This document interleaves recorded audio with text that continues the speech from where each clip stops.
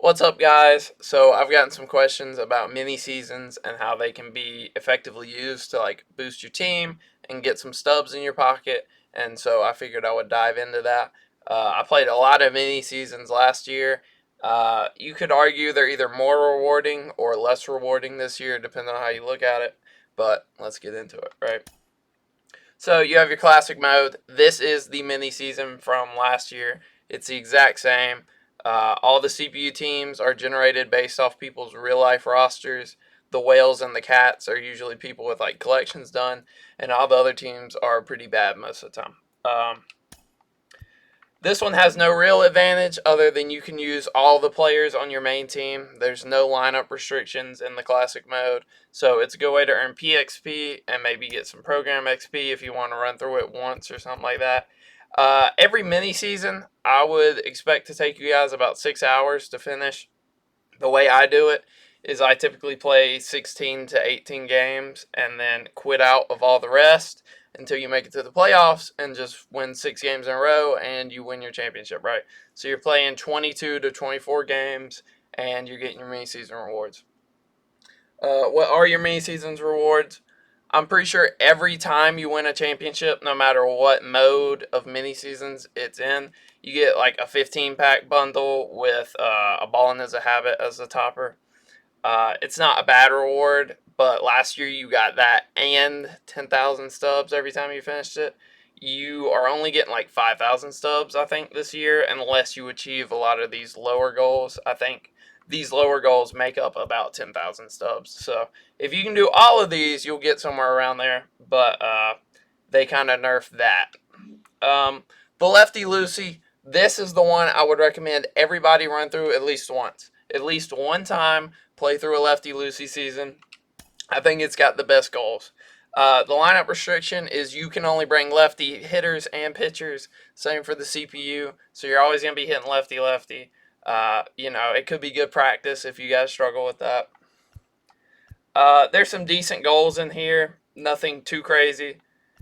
But on your first time through this, for 5, 10, and 15 wins, no matter what difficulty, you can do it on rookie if you need to. You get this mini season Lefty Loosey booster pack, right? And it has a lot of neat cards in it, but it also has one of the better cards in the game in it right now. It has that 89 Taylor Rogers that you guys might have seen on the marketplace. You are getting 3 of those. 3 Taylor Rogers just for winning 15 mini season games. That's equivalent to roughly around 60K. And if you win the mini season championship, you get that bundle for 5K, and you get all the packs that come with it, and you're getting Mark Mulder, right? The first time you finish it, you're getting that 94 overall Mark Mulder. He's around 25K, something like that. You're looking at about 90 to 100K the first time you run through this. I would recommend everybody do it once. I don't know if you want to keep doing it because the only win games goal, right? That's a better way of saying it. That stays is the 15 game goal. I don't know if you really want to win 15 games for 20K over and over again, but I would recommend that everybody run through that one once. Team affinity. This is probably the one that I would advise you do multiple times, right? I touched on it in the Team Affinity Made Easy video. Play through this with Team Affinity players on your roster. Get their missions done. It's a good way of knocking out Team Affinity. And you still get those, the bundles with like the ballins and the packs. And you get some program XP, right? Yeah, here's my Team Affinity, right? So one thing they did cool with mini seasons this year is if you are a mini season fiend and you do play a lot of mini seasons and you come over to exchanges, right? I think it's here. Yes, there are mini season exchanges now, right? So there's this one for a 5-pack bundle. If you have done enough to get 7 icons, you can exchange those for a 5-pack bundle. Not great. But if you get 7 jerseys, I'm not sure how many you get per run. I think it's probably 2. You get a ballin' as a habit. And if you exchange 5 banners, I think you get 1 banner per mini season you win. You can see I only have 4, so this is not consistent. But this adds on to mini seasons, right? If you win 5 mini seasons championships, you're getting a 5-pack of Balling as a Habits. That's a decent chance at pulling a diamond.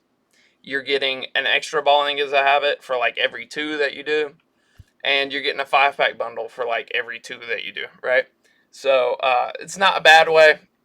It kind of makes up for them taking over half the stubs away from winning the mini season championship. But that can be a really good way to boost your guys' teams at the start of the year.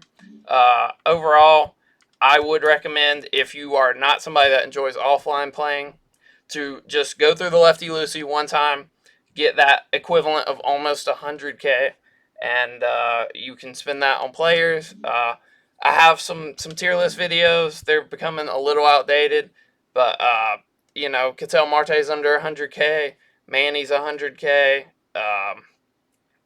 Francisco Lindor's like 50K, Munatana Murakami is like 50K right now. All great options. Running through that mini season one time can get you 1 to 2 of any of those players. So highly would recommend it. If this has been helpful for you guys, a like, a subscription would be greatly appreciated. And peace.